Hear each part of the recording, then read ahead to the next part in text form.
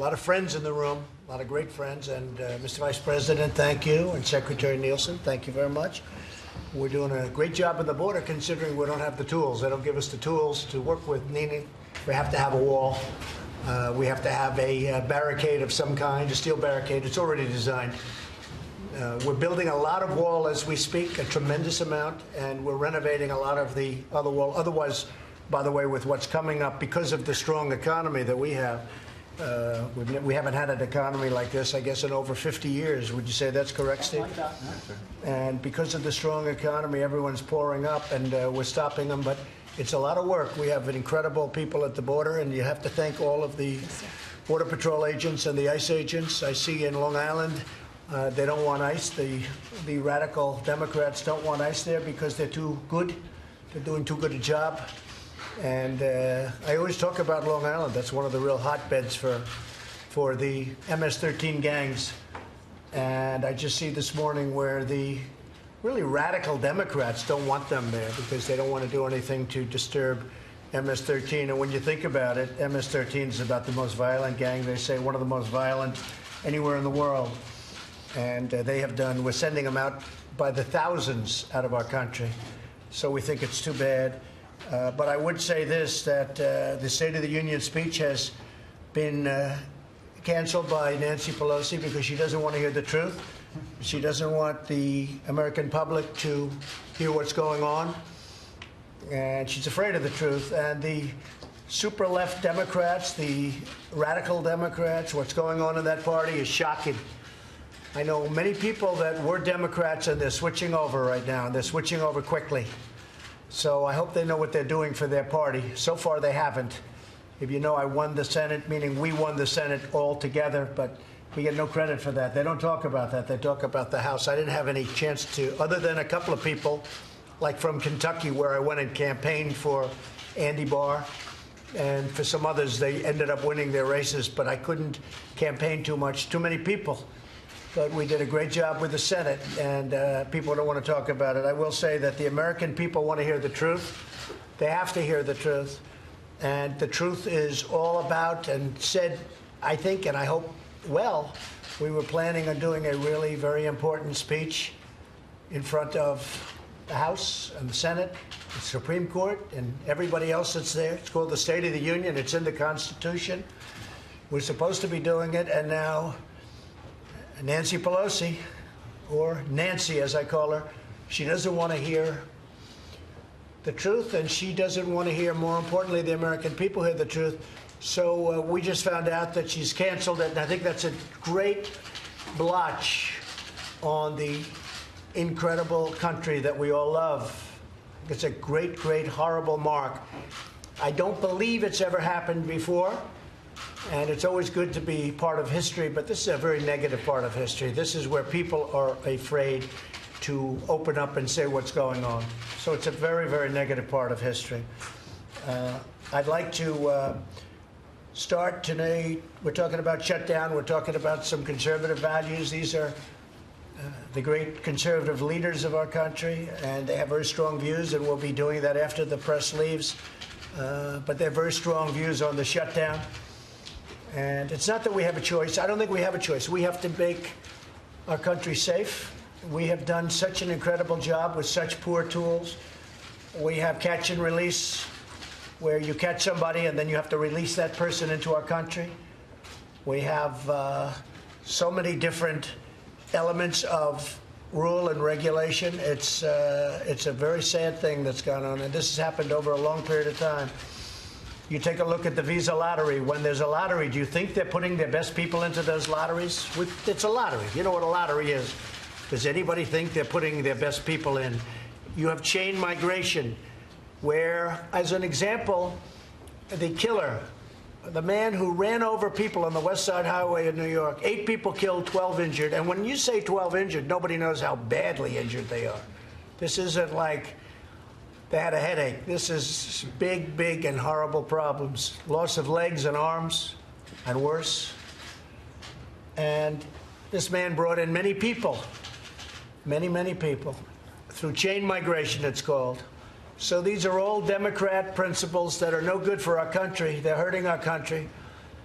And if we did what we had to do, you would bring crime down in half in our country, because so much of it comes through our southern border. Honduras is doing nothing for us. Guatemala is doing nothing for us. El Salvador is doing nothing for us. And we pay them hundreds of millions of dollars a year. But we're going to be stopping pretty soon. In fact, we're looking at it right now. We don't want to do it. Because when caravans form in the middle of a country, the country can very easily stop those caravans from forming, very easily. I actually think they encourage the caravans because they want to get rid of the people from their country and certain people. A lot of gang members are there. In the last caravan, we had 618 people with criminal records, and some of them very serious records. I won't soon forget the man that was interviewed where he wanted some kind of pardon or whatever when he came into the country, and the network person said, well, what did you do? And he said, murder, or something to that effect. And she goes, whoa, murder. Well, that's what we have. We have a lot of very dangerous people that want to come into our country. We're not letting them in. We want people to come in based on merit. We want people to come in that can help us successfully run all these companies that are pouring into the United States because of what we've done and because of all of the incentives, Steve, that we've given. And because this is where the action is. Steve Moore is one of the great financial gurus, and he would tell you how well we're doing as a country. But we have a lot of people that really we need. We have the lowest unemployment rate we've had in much more than 50 years with African American, with Asian American, with Hispanic American. We have the lowest unemployment rate we've had in the history of our country. And that's why when you look at the Hispanic polls, I'm up 19%. And the reason I'm up 19%, I don't even think it's the unemployment. I think it's the fact that they understand better than anybody what's going on at the border. And they say that President Trump is the only one that's saying it right, and he's doing what you have to do. That's why people were so surprised when they saw the poll that just came out, where I'm up to 50% with the Hispanic and up 19 points in a short period of time, because they get it better than anybody at the border. They know what's happening at the border, and they know it's a big scam. And the Democrats don't want to stop people. That means automatically massive amounts of crime, and we're not going to put up with it. So Nancy Pelosi, knowing these facts and knowing it's something that she can't win, that she just went out and said, let's cancel, for the first time in the history of our country, let's cancel the State of the Union address. And it's a disgrace. Just so you know, she uses on the basis of the shutdown, but when she asked me to make the address, formally in writing, most of you have a copy of the letter. When she asked me to make the address, she did it during the shutdown, well into the shutdown, by a couple of weeks. So the shutdown was going on. Now she's blaming the shutdown. So if it was because of the shutdown, why do you ask that the address be made? And she asked that the address be made during the shutdown. And now she's blaming the shutdown. She also knew, because she went to our people and she asked, would it be a security problem? She knew it wasn't a security problem. She blamed security, but she knew it wasn't a security problem. And she knew that loud and clear. And she went to the people she asked. They said, we have no problem whatsoever. I just got back from Iraq. I was very safe in Iraq, and I felt very safe. We had great, great security. If we can handle Iraq, we can handle the middle of Washington in a very, very spectacular building and a beautiful room that we should be in, and that's where it's been for a very long time. So it's a sad thing for our country. We'll do something in the alternative. We'll be talking to you about that at a later date. But I have to say it's an honor to have these great leaders with us, and we're going to be talking about shutdown. We're going to be talking about other things, and we're going to be talking about, outside of this event that we just discussed, how well our country is doing, because we're setting records in so many different ways. We're setting jobs records. Right now, at this very moment, we have more people working in the United States than at any time in the history of our country. Think of that. That's a big, big statement. I just had a meeting on drug pricing and various other things, and prescription drugs, for the first time in history, the history of our country, have gone down in 2018. So for last year, just got the numbers, for the first time in the history of our country, prescription drug prices have gone down. They've been like a rocket ship until I got here. And we have more to do. They're going to go down further. But think of that. For the first time, I say it because you guys don't want to report it, but that's a big thing because drug pricing has been very important to me, as is health care. First time in the history of our country, in 2018, prescription drug prices have gone down. That's a big number. You didn't even know that. Kay, I don't think anybody at this table knew that. Just came out. So we'll let you know it. So it's too bad with Nancy Pelosi what she's done. It's radical Democrats. They've become a radicalized party. They really have. They've become a radicalized party. I actually think they've become a very dangerous party for this country.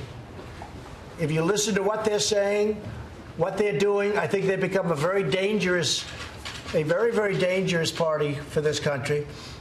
I think that Chuck Schumer, sadly, is dominated by the radical left, and he's dominated by Nancy Pelosi. Very strongly dominated. He can't move. He's a puppet. He's a puppet for Nancy Pelosi, if you can believe that. But that's what's become, and that's what's happening. And we're not going to let it happen to our nation. And we are not going to allow the radical left to control our borders. Because if they do, you will see crime, you will see drugs, you will see human trafficking like you've never seen ever in the history of our country. You will never see anything like what you would see. So we will never let the radical left control our borders. Thank you very much. Thank you. Thank Sir, you. she didn't say it was Are you not giving a speech on Tuesday night? We'll be announcing what we're doing. Sir, she said it's not canceled, but that she wants to come to an agreeable date. So We'll see. will you agree to a new date? We'll see. Well, wouldn't be very hard, but that's not what she means, and it's very sad. I think it's a very, very bad thing for our country, and it's a horrible precedent. And we have many positive things to say, but we also have things that we want to turn into positives that are big negatives. The southern border is a very, very big deal. It should have been handled by other presidents for many times, just like Israel with the, if you look, moving the embassy to Jerusalem. Every president talked about it. Nobody did it until I came along. Same thing in a certain different way with the southern border. It should have been stopped a long time ago. They talked about it. They had approvals for doing it, and they were unable to pull it off. Other presidents should have done this. We're going to do it. And it's not because I want to. It's because I have no choice. Because if we don't do it, this country is going to be worse than at any time in our history in terms of drug infestation and in terms of crime.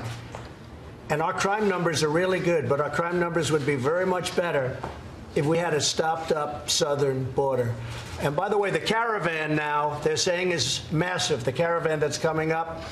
Thank you very much, Honduras. We send Honduras hundreds of millions of dollars, and they send us caravans to 3 of those countries. And, you know, as I said, we're probably going to be stopping that. We're working on that right now. I would stop it because, you know, you have 2 theories. You can give more and let them do economic development, or you can do less. I'm of the less theory. I don't think we should give anything to them. And we've done this with numerous countries over the world where they're not treating us right. We have countries that get hundreds of millions of dollars. They don't even vote for us at the United Nations. Until we say we're not going to pay you anymore, then they immediately vote for us. So, you know, but that's not, I don't call that a vote. So I want to thank everybody very much. We're going to have a great meeting, and we will have a response to Nancy Pelosi in due course. But what she's doing to the American people, what she's doing to our Constitution is a disgrace. Thank you very much. Thank you very much, everyone.